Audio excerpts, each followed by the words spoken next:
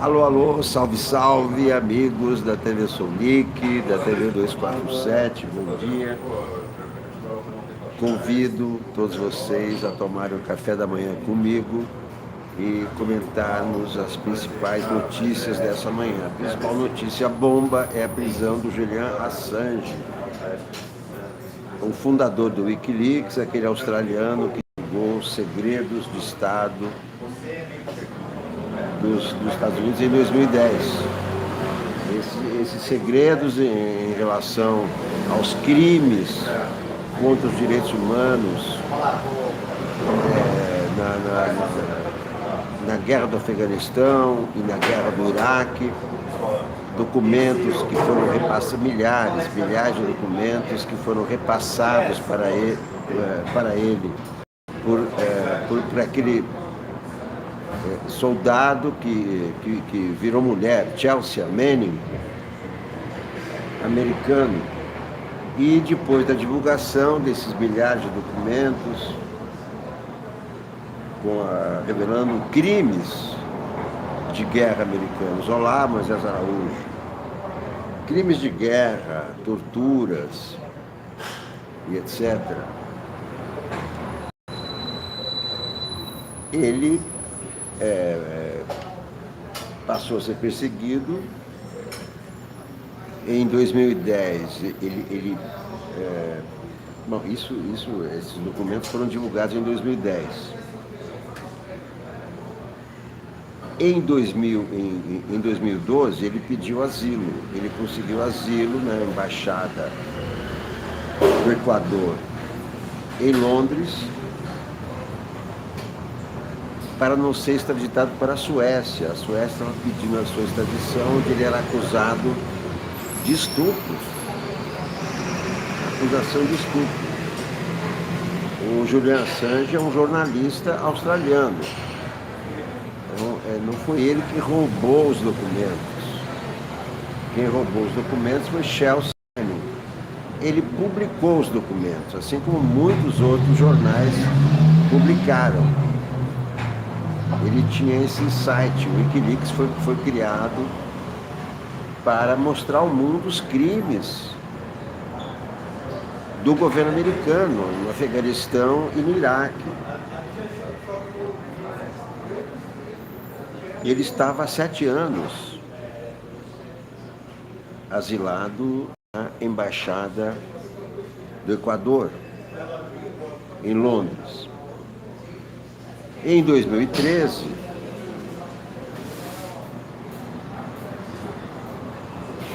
ele também ajudou o Edward Snowden, o agente da NSA, a divulgar outros documentos secretos, dentre os quais documentos que mostravam como o governo do Obama espionava vários chefes de Estado, inclusive Dilma Rousseff, aqui no Brasil. Edward Snowden está seguro porque está asilado na Rússia. Está sob proteção do Putin, num lugar ignorado, evidentemente, porque ele também está ameaçado de prisão nos Estados Unidos. E o que aconteceu hoje? O Equador, que mudou de presidente em 2017, o presidente era de esquerda, entrou um presidente de direita. Ironicamente, o nome do presidente de direita é Lenin. Ironicamente, Lenin Moreno. Então, desde que ele assumiu a presidência, as condições do asilo do Assange na embaixada pioraram muito.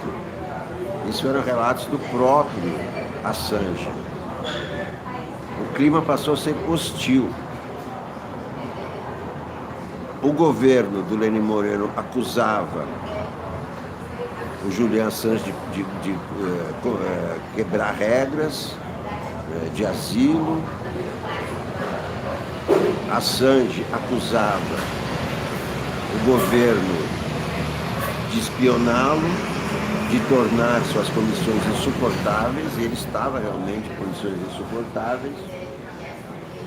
Relatos de pessoas que o visitaram, como a atriz Pamela Anderson, que hoje mostrou todo o seu espanto com essa prisão. Aliás, foi uma prisão muito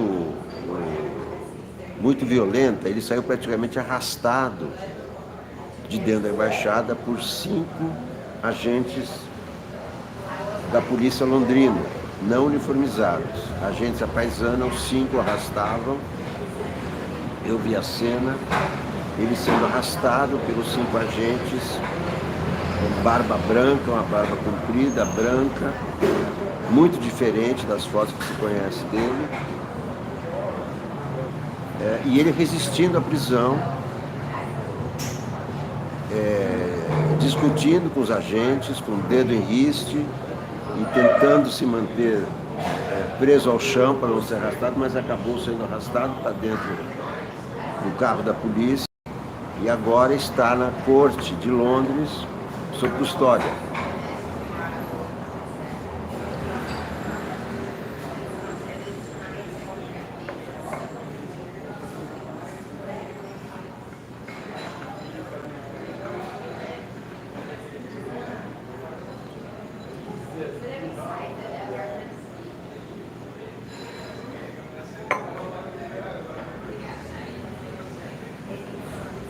Mais recentemente, o Wikileaks, que o Wikileaks existe a parte Gabriela Farias, Cidade Aparecida, tudo bem aí? O Wikileaks, durante a eleição americana, postou milhares de e-mails do Partido Democrata que foram surrupiados por agentes russos, mostrando as ligações entre Trump e Putin. Não, essas. Olá, Davi Salgado. Exatamente, parece que tudo indica que o Lênin Moreno prestou um serviço aos Estados Unidos, expulsando o Julian Assange, entregando, porque essa prisão pelos agentes londrinos foi feita a pedido dos Estados Unidos.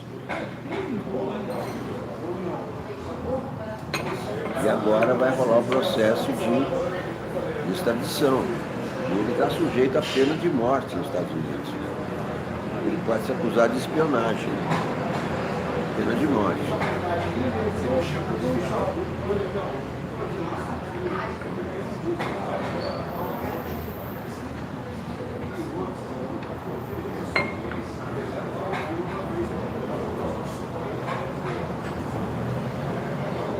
Julian Assange, de 47 anos, jornalista italiano, australiano, está agora sob custódia em Londres, aguardando o trâmite do pedido de extradição. Isso não é instantâneo, demora. Isso vai abrir um grande debate mundial, já abriu um grande debate mundial. Porque foi ele que denunciou os crimes do governo americano. Ele é um jornalista, ele não roubou os documentos.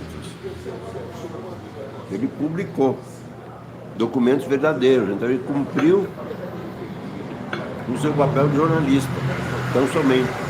Ele não é um espião, não é? Diferente do Snowden. Snowden era um agente do serviço secreto americano que estava sob juramento de não poder divulgar, evidentemente, aqueles papéis. Você trabalha no serviço secreto, você não divulga, mas o Snowden divulgou. O Julian Assange não é agente dos Estados Unidos, nunca trabalhou na CIA, nem em lugar nenhum, ele é um jornalista. E é por isso que ele cumpriu o seu papel, não cometeu crime. Ele não traiu, digamos assim, o compromisso com o governo americano com o caso do Snowden.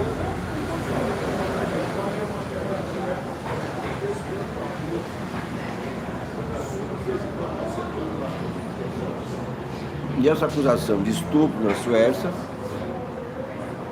muito estranha. Quando a Suécia pediu a extradição, em 2010, o medo do Snowden era que da Suécia ele fosse enviado para os Estados Unidos.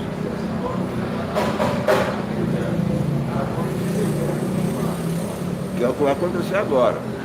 Se não houver uma reação muito grande na repercussão mundial,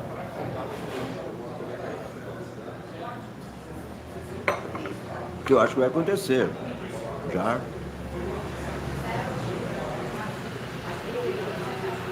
Então, quem invadiu a rede de computadores não foi ele, não foi o Julian Assange. Né? Viu, Flávio Meira? Sendo o caso do Julian Assange. Ele não invadiu computadores, ele apenas divulgou documentos fornecidos por Chelsea Manning, que foi quem invadiu os computadores.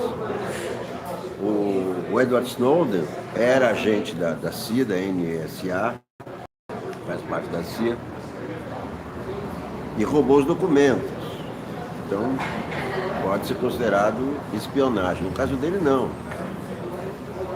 Apenas divulgou.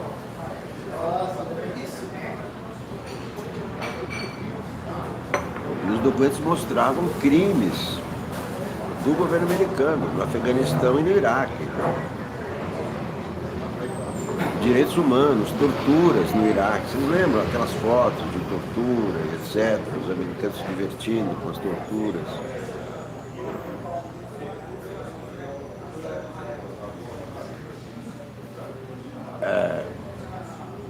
Hoje se aventou a possibilidade.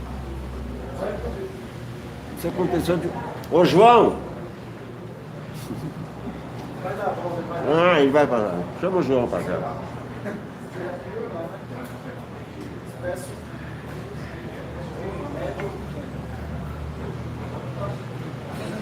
Foi aventada a possibilidade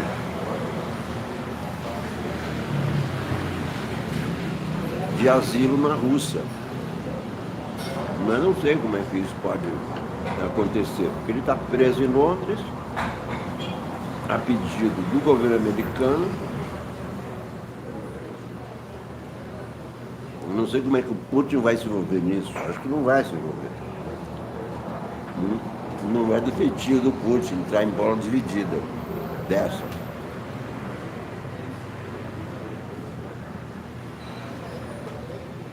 O que o Snowden vai ter ao seu favor é a Human Rights, né? As entidades de defesa dos direitos humanos, porque ele está sujeito a morrer na cadeira elétrica. Tem pena de morte em vários estados americanos, não se sabe exatamente em que estado que ele será julgado, mas é um caso que vai se arrastar há muito tempo, não tenho dúvida.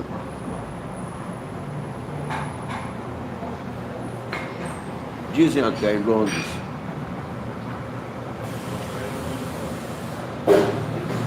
que também vai servir como cortina de fumaça para tirar do noticiário o Brexit, que aliás a data do Brexit foi adiada para outubro, então deixou de ser um assunto urgente o Brexit, né? A data de saída foi jogada lá para frente, empurraram com a barriga para outubro.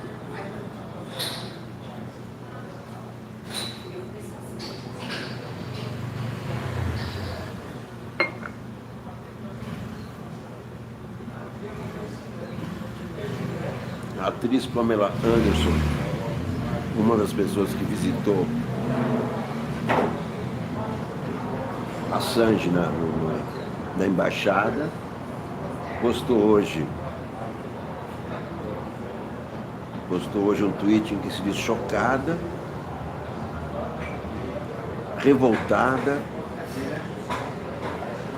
com os ingleses, revoltada com Trump, revoltada com todo esse caso, desumano, segundo ela, diz que ele está em péssimas condições, e pareceu mesmo que está em péssimas condições quando foi transferido para o cargo da polícia, não está bem. E eu acho que a reação mundial vai ser muito forte contra essa prisão. Não tem sentido. Criminoso no governo americano, isso que ele mostrou. Pede pro João vir aqui. Pede pro João vir aqui. O João, pede pra ele.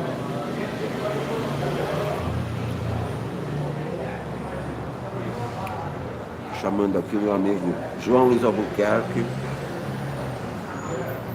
um grande jornalista da ESPN, que também toma café da manhã aqui. Vou chamar o João para conversar aqui com a gente sobre a sangue e as outras notícias. Olha aqui, a manchete da Folha. A maioria se opõe a propostas do governo. A maioria reprova as propostas desse pacote anticrime do Moro. Para 64% dos entrevistados, a posse de armas deve ser proibida. 72% discordam de que a sociedade fica mais segura com pessoas armadas para se proteger, que é todo a lorota do Bolsonaro. O Brasil não concorda com isso. A maioria, 79%, concorda que policiais devem ser investigados caso matem serviço. 82%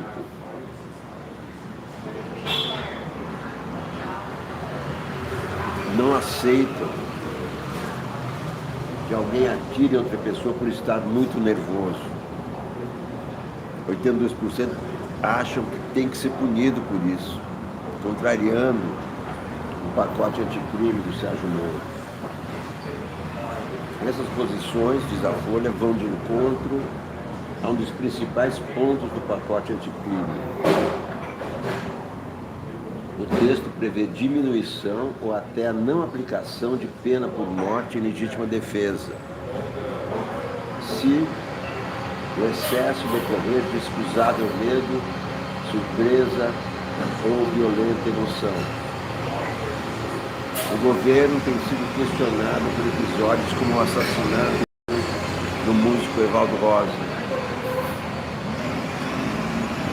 e militares.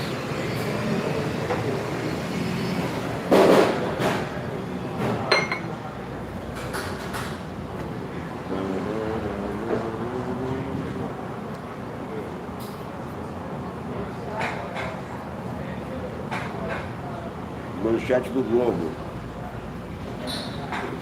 A chave do Chico, olha, que maravilha. Os dedos do Marcelo Crivella, cheio de dedos. A legenda desse cartoon é Marcelo Crivella, cheio de dedos. Olha aqui. Weintraub nomeia secretário sem experiência no MEC. Esse novo ministro da Educação nomeou apenas economistas para cuidar de educação. Impressionante. O outro não conseguia formar um ministério. Esse quer formar um ministério com gente que da área de finanças e não da área de educação.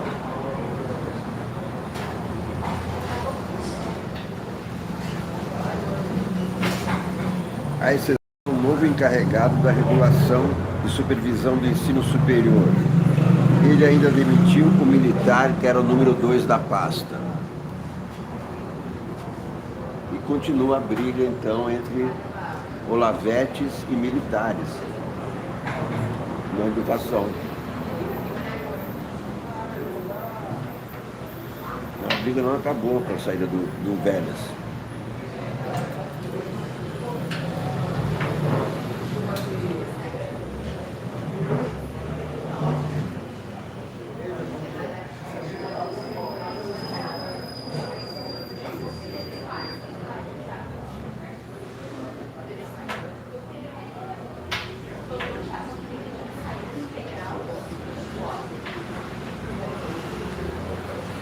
Direita vence Israel. Netanyahu ganha 5º mandato. Isso é um horror. Tem um comentário aqui do Guga Chakra muito pertinente. Será um desafio manter Israel um Estado judaico e democrático. Porque eles querem transformar Israel num país só para judeus. É um absurdo. Tem que separar todos, inclusive para os judeus, como era quando Israel foi fundado. Isso é absurdo, isso é péssimo para Israel, péssimo para os judeus, péssimo para todos. E é isso que o Netanyahu está fazendo. E agora vai ter um 5º mandato para manter isso, que já é assim. Eu acho um horror. Eu, como judeu, acho um horror isso. Israel tem que ser um país livre para todos. Foi fundado por judeus, mas tem que ser livre para todos. Não pode ser um país fechado para judeus. Que isso? Um gueto? Não pode transformar o país num gueto, senão não é democrático. O Guga Chakra tem toda a razão. Estadão. Ciência mostra imagem de buraco negro. Não sei se estão interessados. Eu não tenho o menor interesse no buraco negro. Nenhum. O governo vai propor fusão de impostos e menos encargos.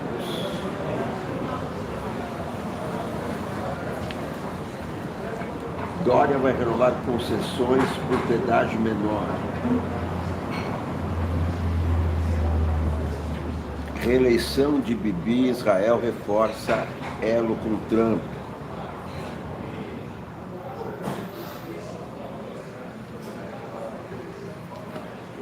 Olá, Flávio Meira, tudo bem aí? Então é o seguinte, enquanto esperamos o que vai acontecer com Julian Assange, e não vai ser hoje, isso aí vai rolar há muito tempo. Ele está lá agora, está preso, na corte, Londrina, tem o pedido de extradição americano, a defesa vai entrar com o contraditório, evidentemente, vai haver uma grande movimentação mundial a favor do Assange. Só vai se falar nisso essa semana, a partir de agora.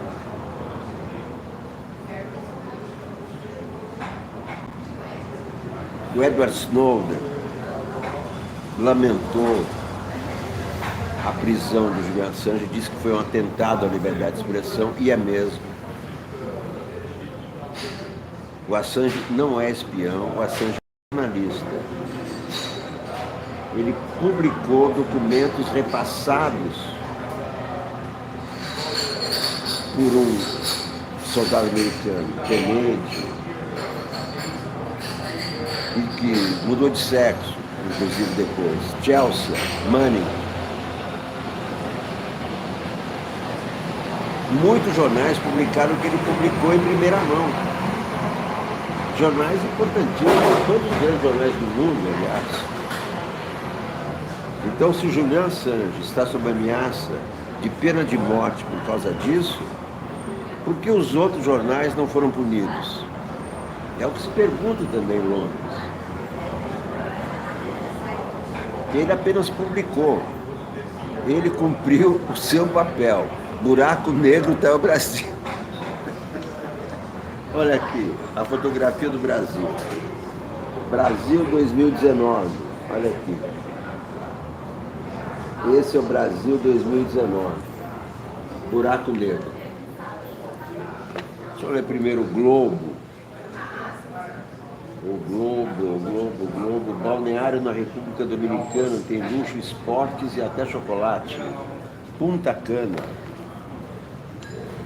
Pode levar. O João Luiz está aí? Eu já chamei. Ah, então, fala para ele vir. Ele vem, beleza.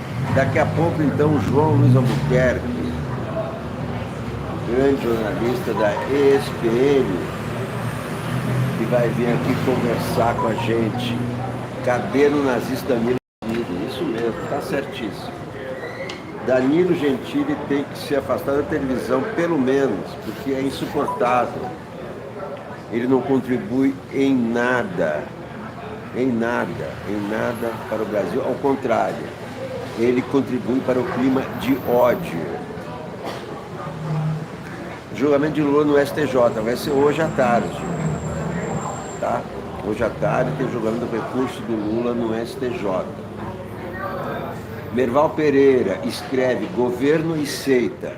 Importante saber o que o Merval escreve, porque ele é uma das vozes do Globo. Ele é praticamente um jornalista da casa. E também é da Academia Brasileira de Letras. A opinião dele é importante para a gente saber o que pensa o Globo. Governo e Seita é o nome do artigo do Merval. Nos 100 primeiros dias do governo Bolsonaro, já dá para ver que temos dois governos.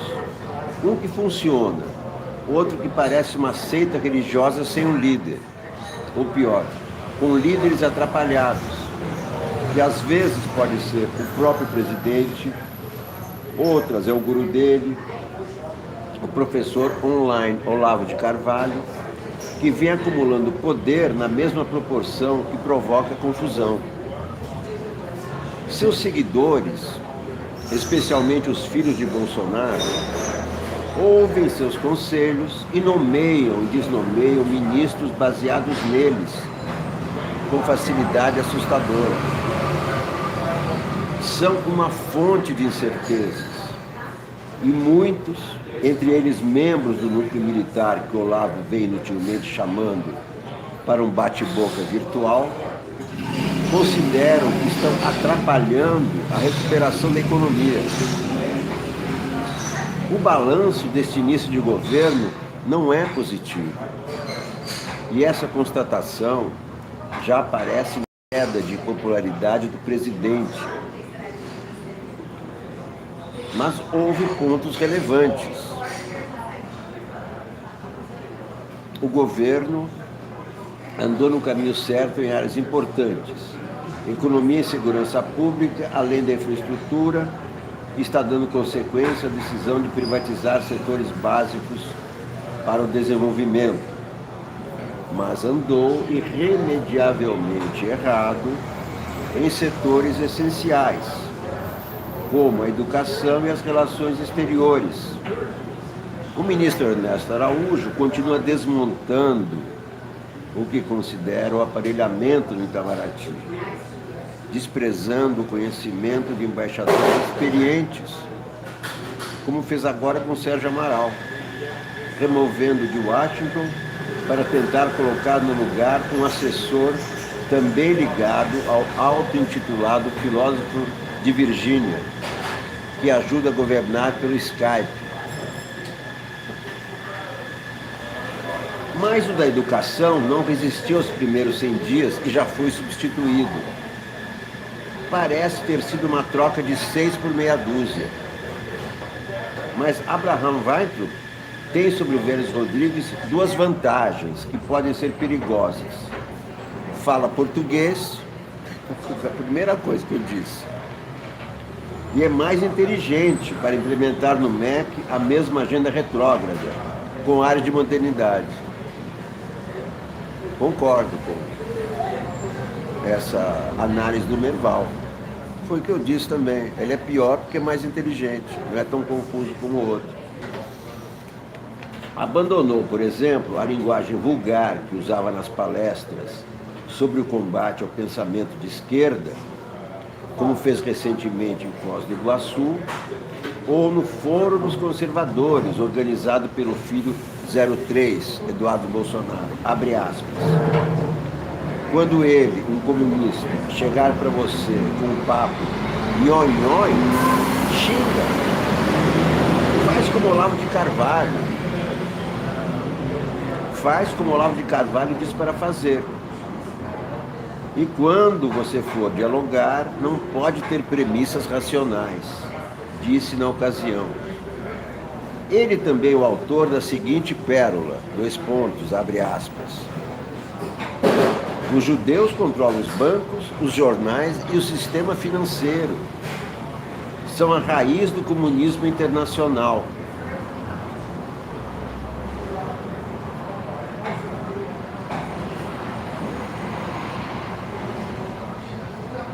E isso porque Bolsonaro diz que ama Israel. Ao discursar na sua posse, isso é exatamente os protocolos do Sábado do Sião. Mas ele disse que os judeus controlam os bancos, eu pensei que ele tinha dito que os comunistas controlam os bancos. Então ele disse isso, ele que é judeu. Os judeus controlam os bancos, os jornais e o sistema financeiro, não seria o mesmo que os bancos? São a raiz do comunismo internacional. É o que diz o Merval.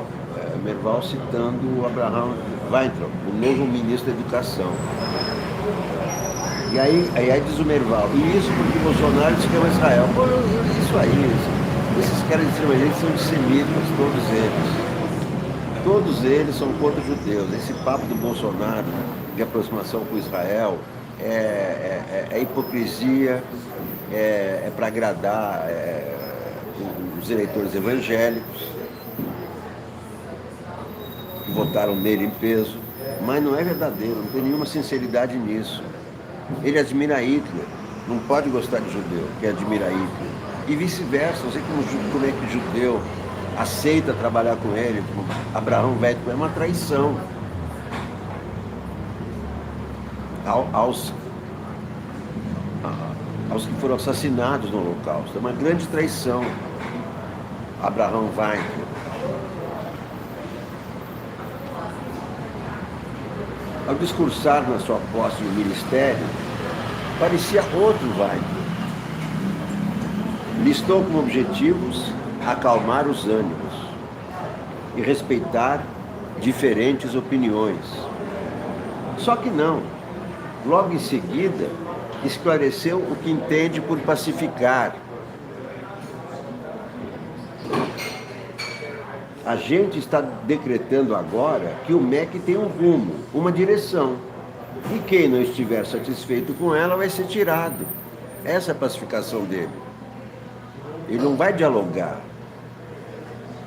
Ele vai tirar quem não concordar com ele. Muito democrático. Mas, pelo menos, diz Merval, arrolou entre as prioridades melhorar o ensino, admitindo que o desempenho dos alunos brasileiros nos exames internacionais é equivalente aos de países pobres, quando o gasto com a educação é de país rico. Weintraub tem razão em dizer que quem não está de acordo deve deixar o governo. Mas o que mais acontece hoje não são divergências conceituais, pois todos sabem onde se meteram ao aceitar trabalhar neste governo. O que existe é briga de grupos pelo poder. O caso mais evidente de divergência ideológica foi da cientista política Ilona Zabó, desconvidada por Moro a pedido do próprio presidente. É o típico caso de erro essencial de pessoa ou de ingenuidade. Para não criar mais problema, convidou para o lugar um delegado acusado de misoginia. Bolsonaro se dedicou muito mais nesses primeiros 100 dias a defender sua pauta de costumes e valores, para incentivar o núcleo de eleitores mais radicalizados que o apoiaram na eleição. A reforma da Previdência, por exemplo, é francamente contrária ao que pensa.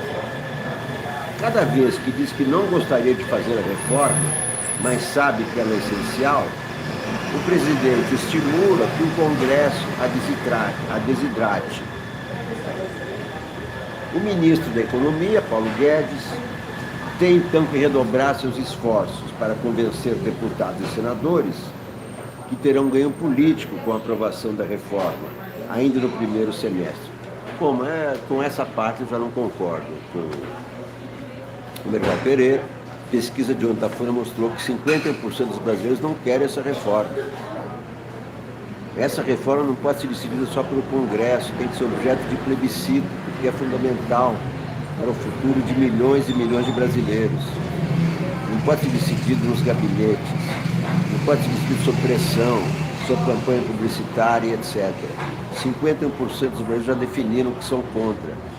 E 56% das mulheres, que são o grupo que mais é contrário à reforma, porque são as mulheres, as donas de casa, que cuidam da economia, além de trabalhar fora,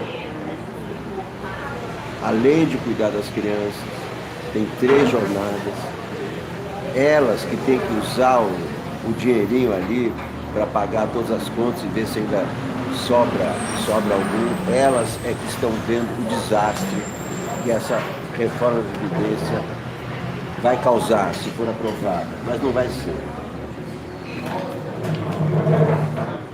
Ascânio Seleme, não, vamos ver o Veríssimo, né? Luiz Fernando Veríssimo, grande escritor, grande humorista, que também escreve no Globo. Escreve Veríssimo hoje, olha aqui. Ah, que beleza. A máxima do Marx, segundo a qual a história só se repete como farsa, tem uma versão brasileira. Aqui, a história não se repete, se corrige. Discute-se se o que houve em 64 foi um golpe ou uma revolução redentora. E o que veio depois foi ou não uma ditadura de 20 anos. Uma facção sustenta que houve sim um golpe, uma ditadura, e que os fatos confirmam isso. Outra facção sustenta que nunca houve golpe e os 20 anos de ditadura foram mal entendidos. Uma terceira facção aceita que houve um golpe e uma ditadura. Os fatos confirmam isso, mas que não se deve dar importância demais aos fatos. Os fatos são volúveis, os fatos são tiranos. Não é justo que a memória de uma nação se submeta aos fatos sem poder reagir. Por exemplo, por que devemos conviver com a lembrança cruel do 7-1 na Copa de 2014 só por respeito aos fatos, que não tiveram nenhum respeito por nós e nosso futebol pentacampeão? Poderíamos eliminar os fatos da memória um por um, sem escrúpulos, pois se trataria da nossa paz de espírito, da autoestima nacional. Com a derrota dos fatos, mandaríamos os alemães para casa, humilhados. Não precisaríamos nem ganhar a Copa, bastaria nos livrar do 7-1.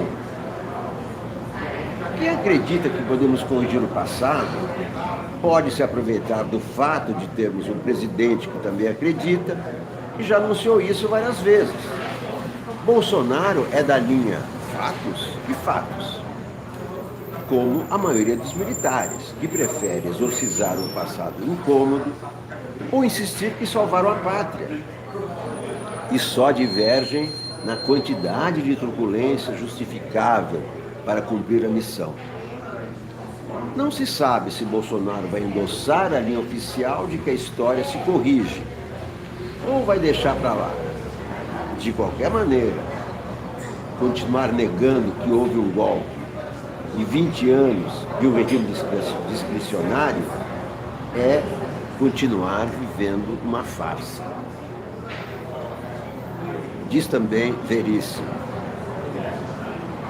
marxismo cultural é uma frase ominosa, aproxima-se demais de macartismo cultural e é um pretexto para os estragos que pode fazer na educação e na produção intelectual brasileiras, se o obscurantismo se impuser. Então, esses são os colunistas do Globo, Bolsonaro vai negociar reforma, afirmam partidos, chamada de capa da Folha de São Paulo. Partidos indicam que Jair Bolsonaro assumirá pessoalmente a negociação para tentar aprovar a reforma da Previdência ainda neste semestre. O presidente está disposto a estar à frente dessa articulação, disse o líder do governo no Senado, Fernando Bezerra. Ministro declara que vai provar não ter criado laranja. Marcelo Alvaro Antônio afirmou que vai provar as autoridades não ter promovido candidaturas laranjas. Já tem testemunhas contra ele, aí também não dá, né? Aí não dá. Maluf quer indulto humanitário, diz Mônica Bergamo.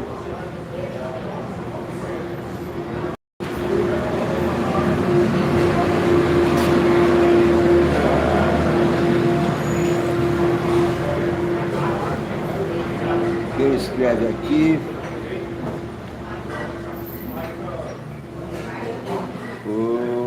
As cinzas dos 100 dias. Bruno Bogossian, colunista da Folha. Na campanha de 2018, Jair Bolsonaro registrou no TSE o documento que deveria ser seu plano de governo. Era uma apresentação de PowerPoint com tons de messianismo, ataques à esquerda e quase nenhuma proposta concreta.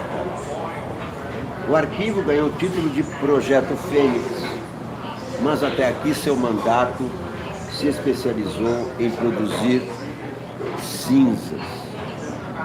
Para detonar o que chama de indústria de multa, o governo anunciou a retirada de radares de velocidade das estradas e o aumento do limite de pontos para caçar a carteira de motoristas infratores.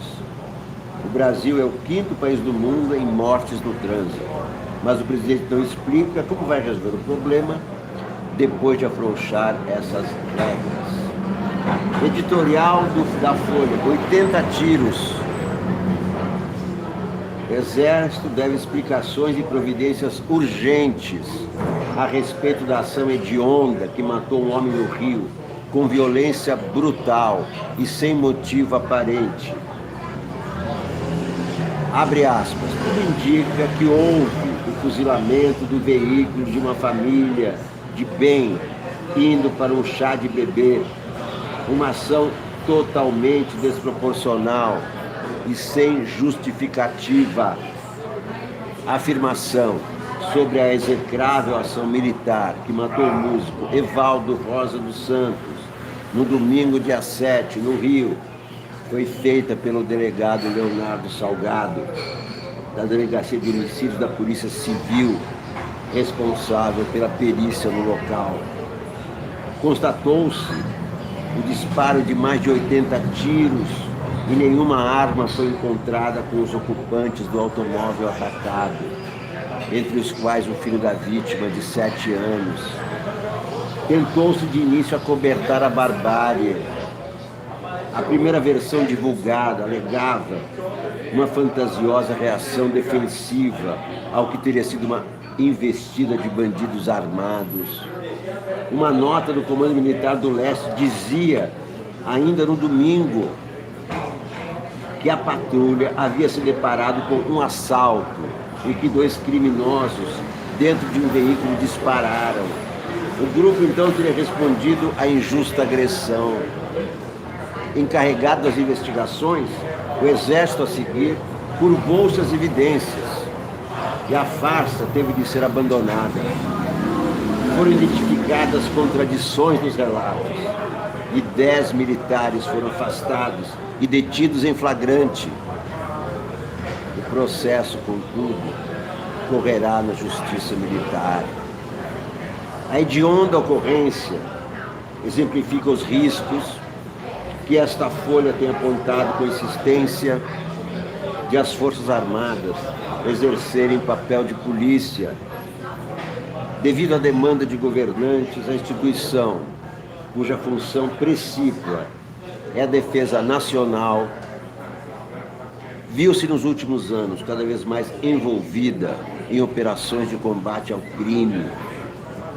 O caso mais ostensivo foi a intervenção federal determinada pelo então presidente Michel Temer, em fevereiro de 2018. Liderada pelo Exército, a operação obteve resultados pífios, com melhorias pouco consistentes de alguns indicadores e um preocupante incremento de mortes causadas por policiais e militares, o que todo mundo previu quando a intervenção federal foi implantada. Só iria aumentar a violência, o que de fato aconteceu. Como também essa liberação de armas, o mais fácil acesso às armas vai só aumentar a violência. A escalada do banditismo no país, continua o editorial da Folha de hoje, serviu para alimentar ilusões quanto à capacidade dos militares de enfrentar o problema. Paralelamente, prosperou em alguns estratos a disposição de apoiar ações violentas por parte da polícia. Esse ânimo foi perfeitamente captado em 2018 pelo então candidato Jair Bolsonaro, que chegou à presidência repetindo um gesto que mimetiza o uso de armas e declarando-se partidário do confronto com o crime. Postulantes vitoriosos nas disputas estaduais, como João Dória e Wilson Witzel, também embarcaram na defesa da linha dura. Tal pregação está longe de constituir uma política racional e eficaz de segurança pública, entretanto. Polícias, de certo, devem ser fortalecidas, mas isso significa maior uso de inteligência e tecnologia, não tolerância a abusos. Quanto ao Exército, no caso em tela, cumpre ao menos apresentar providências urgentes a respeito dos envolvidos na ação escabrosa. Esse caso tem que ir para a justiça comum, senão não haverá nenhuma transparência. Vamos ver aqui o estado de São Paulo. Planalto age para blindar MP que reduz ministérios. O governo emplacou seu líder no Senado, Fernando Bezerra, como relator da comissão que vai analisar a MP dos ministérios em uma tentativa de blindar a proposta que reconfigura a esplanada e reduz o número de pastas de 29 para 22. Parlamentares sugeriram 539 emendas, entre elas a volta do carro para a economia, o que é o correto. Claro que tem que voltar para a economia, sempre foi da economia o claro. Se refere a controle bancário, não tem nada a ver com justiça. Vamos ver os colunistas do Estadão. José Serra, o que diz José Serra a respeito dos 100 dias? 100 dias de solidão. Não são 100 anos, 100 dias de solidão. José Serra escreve no Estadão: é tentador atribuir os atropelos deste início do mandato do presidente Jair Bolsonaro, principalmente a sua personalidade, a inexperiência política de seus aliados, ou até a heterogeneidade de concepções e de métodos dos grupos mais importantes que formam o governo. Isso tudo é verdadeiro e o enfoque é plausível, de modo que a maioria tende a jogar todo o peso dessas dificuldades nas idiosincrasias do atual governo e quase desconsidera os limites impostos por nosso disfuncional sistema político, resumido na combinação do presidencialismo com o legislativo pulverizado em 28 partidos, dos quais 14 não ultrapassam 5% das cadeiras na Câmara. Isso é um grande absurdo. Não é possível governar o país, não é possível manter um regime democrático com tantos partidos. Isso é uma loucura total. É a ingovernabilidade. Reconhecer como cabe e como considero que parte da instabilidade atual é de fabricação própria do governo Bolsonaro, não deveria obscurecer o fato de que as dificuldades de formação de maiorias programáticas seriam inevitáveis, qualquer que fosse o governo, em razão do nosso desagregador modelo eleitoral e partidário. O que a maioria dos brasileiros espera e exige? A retomada do desenvolvimento econômico, com mais e melhores empregos, ao lado de drástica redução nos índices de violência.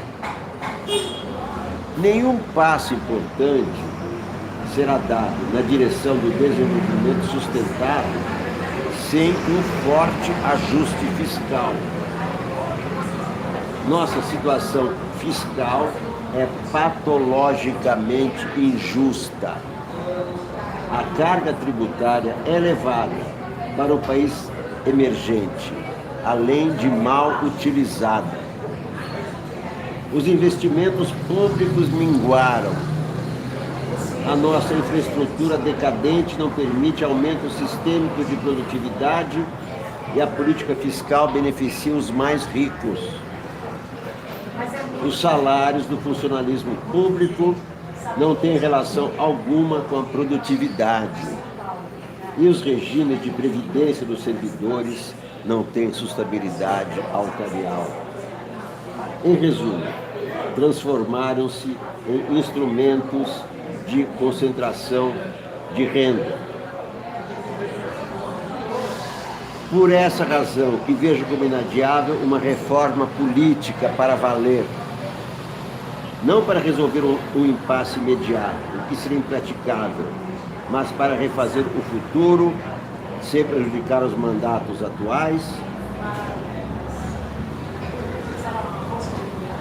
Uma reforma profunda, mas pontual, indo à causa essencial da fragmentação que está gangrenando a política no Brasil, o sistema eleitoral.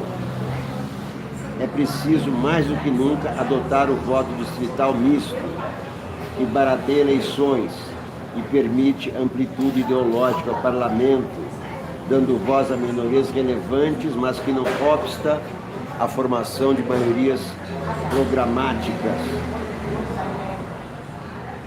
É o que escreve o senador José Serra, no Estadão. Outro colunista aqui escreve sobre a mentira na política e o ideário fascista, Eugênio Butti. Antes de tratar da mentira, devo dissipar eventuais impressões de que alguém aqui vai falar como o dono da verdade. Nem a filosofia detém a propriedade da verdade, que lhe foge como nuvem nas rarefações da metafísica. A ciência também não pontifica sobre a verdade. Uma conclusão científica tem crédito, não por ser perfeita ou inabalável, mas por ser falível. Só vai vigorar por ser falha, e só vai prevalecer até que sua falha seja demonstrada. Confiar na ciência é confiar num método, não numa verdade. Bem sabemos que, por vezes, a ciência se desvia e seus representantes começam a falar como se fossem profetas. De sua parte, a política, também ela, já se deu conta de que não tem como apresentar respostas para a questão da verdade. Quando tentou, a história não terminou bem. Os iluministas do século XVIII prometiam que a opinião pública faria emergir a verdade, que brotaria dos subterrâneos da fome. Depois deles, na Rússia czarista, do início do século XX, os bolcheviques vieram com um jornalzinho chamado Pravda. Nada menos que verdade em russo. Deu no que deu. Os iluministas perderam a cabeça.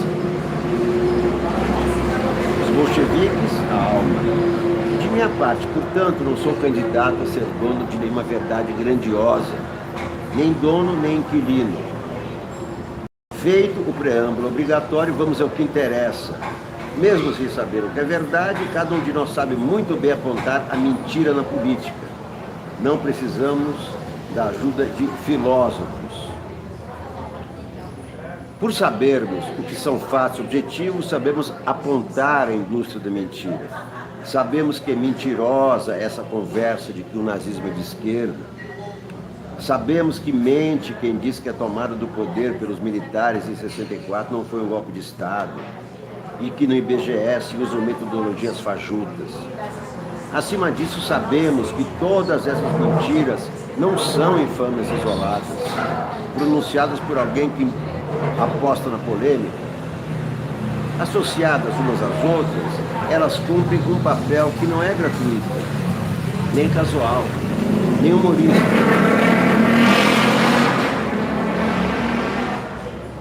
Servem para desmoralizar os direitos humanos, a cultura da paz e a normalidade institucional numa democracia.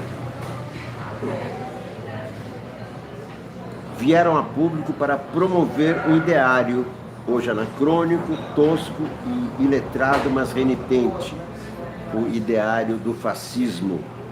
A palavra é chata, mas não há outra, diz Eugênio Butti. Os indícios estão postos. Estão aí os discursos que tentam inventar um passado de glórias contra inimigos inexistentes. Estão aí as narrativas heróicas que enaltecem a banda mais animalesca da ditadura militar, aquela que torturava adolescentes, matava opositores e censurava as artes e a imprensa. Este jornal, inclusive, diz Eugênio Butti. Aí está o ódio explícito aos jornalistas disseminados no patrocínio do Palácio do Planalto. Estão aí as campanhas de moralização violenta dos costumes, que elegem o universo masculino como o ideal de mando e elogiam a docilidade feminina como selo de obediência. Na Itália de Mussolini, o homem era instado a ser marido, pai e soldado. Está aí a militarização dos signos da República, ou a estetização do Estado pelo figurino da caserna. Está aí declarada a meta de transformar as escolas em extensão dos quartéis e de reescrever a história da ditadura nos livros escolares. Está aí a vinculação orgânica entre gangues ou milícias e os propagandistas do bolsonarismo. O palavreado, a indumentária e o gestual furibundo dos milicianos pautam o estilo meio pistoleiro dos influenciadores digitais da direita inculta. Está aí o desprezo bonapartista com que o chefe do executivo trata o parlamento. Estão aí os insultos difusos contra o judiciário. Está aí a sujeição da política externa a slogans fundamentalistas que atropelam o interesse nacional. Está aí a vilanização da política a pretexto de combater o crime organizado. Está aí um poder que se atribui o monopólio sobre os símbolos nacionais, que se julga sinônimo da nação e banca o arauto da verdade. Tudo isso é impostura, tudo isso é fascismo canastrão, requentado, que seria paródico se não fosse letal. A usina de mentiras controlada pelos governistas planta entre nós o desejo de tirania, enquanto encoraja a violência generalizada da polícia, dos milicianos, dos guardas da esquina e da linguagem. As armas de fogo são os novos amuletos da virilidade que espanca mulheres e homossexuais. Socialistas, artistas, gays, professores, intelectuais são os inimigos da pátria, da família e de Deus. Por fim, é mentira que o poder de turno reúna condições para promover reformas que atendam ao bem comum. Esse governo não é um mal necessário para promover limpezas ideológicas ou saneamento da máquina pública. É apenas a necessidade do mal. Quando vamos entender? Em política, nenhum fim justifica nenhum meio. Ao contrário, os meios determinam os fins. Nada de virtuoso virá de um governo que ofende a história da humanidade e não guarda respeito pela ordem que lhe conferiu o mandato. Ao bajular a ditadura extinta, enxovalha o juramento que fez de manter, defender e cumprir a Constituição. Ou a sociedade civil se levanta, ou o que hoje vem sendo engolido com piadas de mau gosto, há quem dê risada, ganhará a fisionomia do horror. Lamento, são os fatos. É isso aí. Só a sociedade civil, como em 84,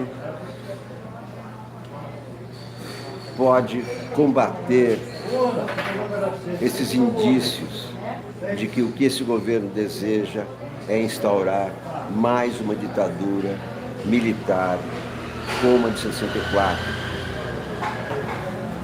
Isso é o que diz Eugênio Butti no Estadão. Bom, meus amigos, este foi o programa da TV Sonic, uma TV de jornalismo que não aceita fake news nem teorias da conspiração, somente fatos sólidos. A notícia mais importante de hoje, a notícia bomba, foi a prisão de Julian Assange, o jornalista australiano Julian Assange, hoje em Londres.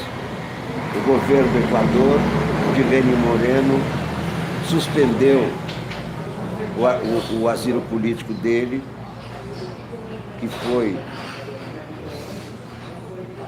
iniciado há 7 anos, e permitiu a entrada de policiais especiais da Inglaterra, de ingleses, para prendê-lo. Ele foi praticamente arrastado, saiu sob protestos da embaixada. Ele foi preso a pedido dos Estados Unidos, que querem a sua extradição. Atualmente, agora, está preso em Londres, sob custódia, aguardando os trâmites e o julgamento dessa extradição, que deverá levar um tempo. E a repercussão contra a sua prisão já começa hoje.